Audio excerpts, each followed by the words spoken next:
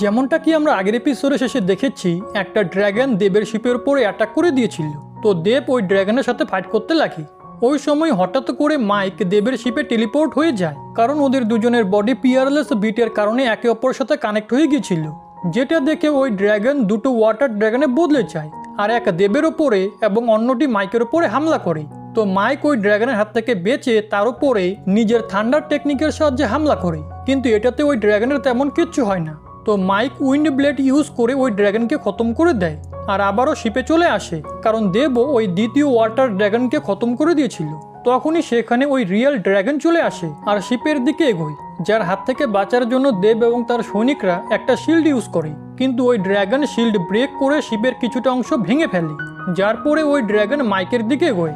এটা দেখে দেব নিজের বুক ইউজ করে একটা ফরমেশন বানাতে লাগে, কিন্তু যখন দেব এমনটা করছিল তখন মাইকের ভিতর থেকে এনার্জি বেরিয়ে দেবের মধ্যে যাচ্ছিল, যার কারণে দেব আগের থেকে একটু পাওয়ারফুল হয়ে যায় আর সে একটা সিল ক্রিয়েট করে ওই ড্র্যাগনকে এক জায়গায় আটক করে ফেলে। কিন্তু সে ওই ড্র্যাগনকে বেশিক্ষণ সময় ওই সিলের সাহায্যে আটক করে রাখতে পারতো না। এর জন্য সে মাইককে বলে দ্রুত নিজের সবথেকে স্ট্রংগেস্ট অ্যাটাক ইউজ করে এই ড্র্যাগনকে খতম করো। এখন এটা শুনে মাইক নিজের স্ট্রংগেস্ট অ্যাটাক রেডি করতে লাগে, কিন্তু মাইকের কাছে ওই অ্যাটাক কমপ্লিট করার জন্য যথেষ্ট পরিমাণে এনার্জি ছিল না। তখনই হঠাৎ করে দেবের ভিতর থেকে কিছুটা এনার্জি বেরিয়ে মাইকের মধ্যে চলে যায়, যার কারণে মাইক ওই অ্যাটাককে কমপ্লিট করে ড্র্যাগনের উপরে হামলা করে, যার কারণে ওই ড্র্যাগন ইনজোর্ড হয়ে জলের মধ্যে পড়ে যায়। কিন্তু কিছু সময় পরে সে আবার উপরে চলে আসে। এখন এটা দেখে দেব নিজের সৈনিকদের সাথে মিলে ডিভাইন স্ট্যাচুকে অ্যাক্টিভেট করে আর মাইককে বলে, যখন ওই ড্র্যাগনের শিপের কাছে চলে আসবে আমি এই স্ট্যাচুর সমস্ত পাওয়ার তোমার মধ্যে দিয়ে দিব, যার পরে তুমি ওই ড্র্যাগনকে মেরে ফেলো। যেটা শুনে মাইক একটু ঘাবড়ে যায় আর বলে, যদি আমি ফেল হয়ে যাই তাহলে তো এখানে সবাই মারা যাবে। এটা শুনে দেব বলে, তুমি কি ভয় পেয়ে গেলে নাকি? যেটাতে মাইক কনফিডেন্ট হয়ে ওই ড্র্যাগনের দিকে এগোয়। তখনই দেব ওই ডিভাইন স্ট্যাচুর কন্ট্রোল মাইকের উপরে দিয়ে দেয়। এরপরে মাইক একটা ওয়েপেন বের করে আর ওই ডিভাইন স্ট্যাচুর সাহায্যে ড্র্যাগনের ওপরে ফুল পাওয়ারের সাহায্যে হামলা করে, যার কারণে ওই ড্র্যাগনের একটা দাঁত ভেঙে যায় আর কন্টিনিউ অনেকগুলো অ্যাটাক করার পরে ওই ড্র্যাগনের মৃত্যু ঘটে। দেন সবকিছু আবারও নর্মাল হয়ে যায়। এরপরে মাইক এবং দেবের ওই সিম্বলের কথা মনে পড়ে, যেটাতে তারা বুঝতে পেরে যায় তাদের সাথে এসব কিছু ওই পিয়ারলেস বিটের কারণে হচ্ছে। যার পরে মাইক রেগে দেবকে বলে, দ্রুত এই বিটকে আমার ভিতর থেকে বাইরে বের করো, কারণ আমি তোমার ইনজুরি নিজের বডির ওপরে কেন নিব। এটা শুনে দেব তাকে বলে, বাচ্চাদের মতো আচরণ করা বন্ধ করো। যেটাতে মাইক দেবকে মারার চক্করে একটা বক্সের সাথে গিয়ে ধাক্কা খায়, যার কারণে কিছু তীক্ষ্ণ জিনিস তার ফেসের ওপরে এসে পড়ে। তো মাইক দ্রুত সেগুলো নিজের বডি থেকে সরায়, যার পরে সে দেখে ওইসব তীক্ষ্ণ জিনিসের কারণে তার ফেসের সাথে সাথে দেবের ফেসেও ইনজুরি হয়েছে, কারণ ওদের দুজনের বডি পিয়ারলেস বিটের কারণে একসাথে কানেক্ট হয়ে গিয়েছিল। এখন মাইক দেবের চেহারা দেখে জোরে জোরে হাসতে লাগে, কিন্তু এটাতে দেব রেগে যায় আর সে ওই রকমই তীক্ষ্ণ জিনিসের আরেকটা বক্স মাইকের ওপরে ফেলে দেয়। এখন কিছু সময় পরে ওরা দুজনে শান্ত হয়ে এক জায়গায় বসে, যেখানে আমরা দেখতে পাই ওই তীক্ষ্ণ জিনিসগুলোর কারণে ওদের দুজনের ফেস ফুলে গিয়েছিল। এরপরে মাইক দেবকে বলে, যদি আমি তোমার সাথে অ্যাটাচ না হতাম তাহলে এতক্ষণে আমি তোমাকে মেরে দিতাম। যেটাতে দেব তাকে বলে, তুমি এমনটা করতে পারবে না, কারণ যদি তুমি আমাকে আহত করো তাহলে পিয়ারলেস বিটের কারণে তুমিও ইনজোর্ড হয়ে যাবে। তার সাথে সাথে এই পিয়ারলেস বিটের আরও অনেক ফাংশন রয়েছে, যার মধ্য থেকে এক হলো আমাদের দুজনের এনার্জি একে অপরের বডিতে ট্রান্সফার করা। এটা শুনে মাইকে বলে, এই জিনিসটা তো খুব ভালো। তখনই দেব পিয়ারলেস বিটের আরও একটি ফাংশনের বিষয় বলে, যেটা ছিল টেলিপোর্টেশন, আর সেটার কারণেই মাইক দেবের শিপে চলে এসেছিল। এখন ওটা চেক করার জন্য ওরা দুজন আবারও ওই কথাগুলো রিপিট করে, যেটা ওই সিম্বল ওদের দুজনকে বলেছিল, কিন্তু এটাতে কিচ্ছু হয় না। এখন এটা দেখে মাইক আলাদা আলাদা পোস্ট বানিয়ে বারবার ওই কথাগুলো রিপিট করতে লাগে, কিন্তু তারপরও কোনো লাভ হয় না। এর জন্য মাইক দেবকেও নিজের মতো পজিশনে আসতে বলে। তো দেব না চেয়েও মাইকের কথা মেনে নেয়, কিন্তু তারপরও টেলিপোর্টেশন সিস্টেম কাজ করে না। দেন তারা আরও আলাদা আলাদা পোস্ট বানিয়ে টেলিপোর্টেশন সিস্টেম ক্রিয়েট করার চেষ্টা করে, যেখানে ওদের দুজনের আওয়াজে শুনে দেবের সৈনিকরা কিছু উল্টাপাল্টা ভেবে নিচ্ছিল।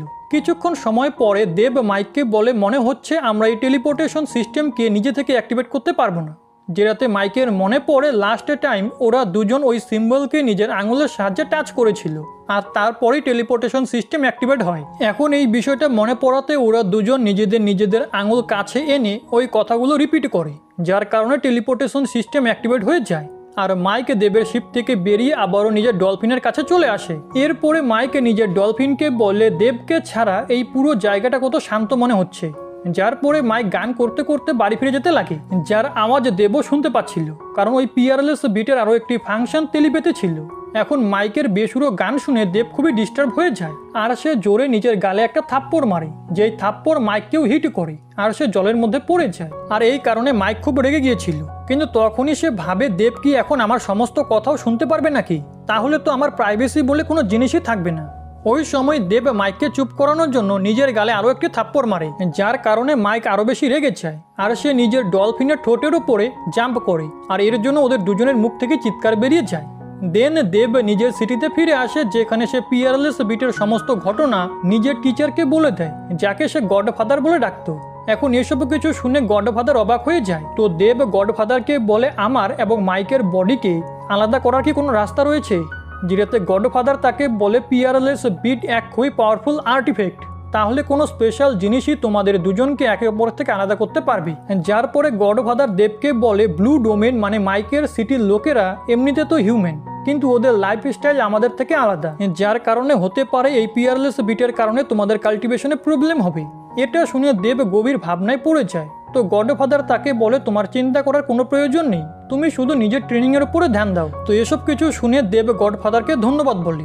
অন্যদিকে মাইক ব্লু ডোমেনে পৌঁছে যায়, যেখানে পৌঁছে সে ভাবতে লাগে ওই আইল্যান্ডে গিয়ে তো কিছু পেলামই না, বরং ওই পিয়ারলেস বিটের কারণে আমার বডিতে একটা কার্জ লেগে গেছে। ওই সময় তার মনে পড়ে হতে পারে তার ফ্যামিলির গ্র্যান্ড এল্ডারের কাছে এই কার্জ ঠিক করার কোনো সলিউশন আছে।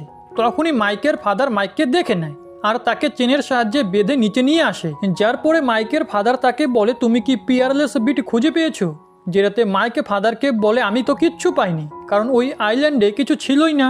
এটা শুনে মাইকের ফাদার ভাবনায় পড়ে যায় যে এমনটা কিভাবে হতে পারে, যার পরে মাইক তার ফাদারকে বলে প্লিজ আমাকে কিছুক্ষণ সময়ের জন্য একা ছেড়ে দাও, কারণ আমার এক খুবই ইম্পর্টেন্ট কাজ রয়েছে। এখন এটা বলে মাইকে নিজের উইন্সের সাহায্যে গ্র্যান্ড এল্ডারের কাছে যাওয়ার জন্য বেরিয়ে পড়ে, যেখানে মাইককে যেতে দেখে তার ফাদার তাকে বলে এক তো তুমি ওখান থেকে কিচ্ছু আনোনি, আর তার উপরে আমাকে অ্যাটিটিউড দেখাচ্ছ।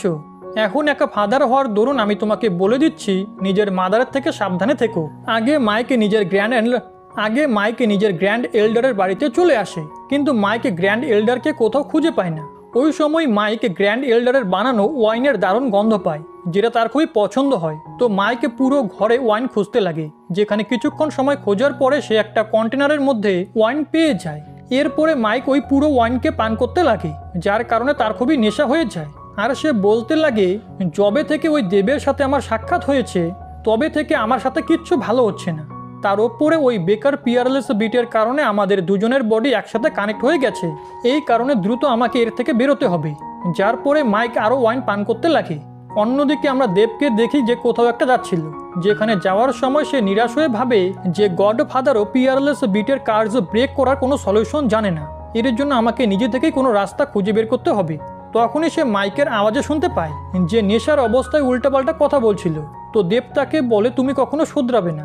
এটা শুনে মাইক দেবকে বলে আমার গ্র্যান্ড এল্ডারের কাছে এই কার্জ ব্রেক করার কোনো সলিউশন নিশ্চয়ই থাকবে, যার পরে আমি তোমার থেকে মুক্তি পেয়ে যাব। যেটাতে দেব তাকে বলে আমি ওই কার্জের সলিউশন তোমার মতো এক গাধার আগেই খুঁজে নিব। এটা শুনে মাইক রেগে যায়। তখনই দেব যেতে যেতে একটা ছোট্ট বাচ্চাকে দেখতে পায়, যাকে দেব আগে থেকে চিনত। এর জন্য দেব তাকে কোলে তুলে সামনের দিকে যেতে লাগে, যেখানে যাওয়ার সময় ওই ছোট্ট বাচ্চা দেবকে জিজ্ঞেস করে তুমি এখন কোথায় যাচ্ছ, আর তুমি আমার সাথে হোম অফ হোপে কেন আসো না। হোম অফ হোপ এমন একটা জায়গা যেখানে অনাথ বাচ্চাদেরকে রাখা হয়। এরপরে ওই ছোট্ট বাচ্চা গাছ থেকে পড়া ফুলের পাপড়িগুলো দেখে বলেই এই দৃশ্যটা কতটা বিউটিফুল তাই না, কিন্তু এতটা বিউটিফুল হওয়ার পরেও এই ফুলের পাপড়িগুলো কিছুদিন পরে শুকিয়ে যাবে। এখন ওই ছোট্ট বাচ্চা এমনটা এর জন্য বলছিল কারণ তার একটা অসুখ ছিল, যার জন্য সে খুব দ্রুত মারা যাবে, আর তার কাছে বাঁচার কোনো আশা ছিল না। আর এরই সাথে আজকের এই এপিসোড এখানেই শেষ হয়ে যায়।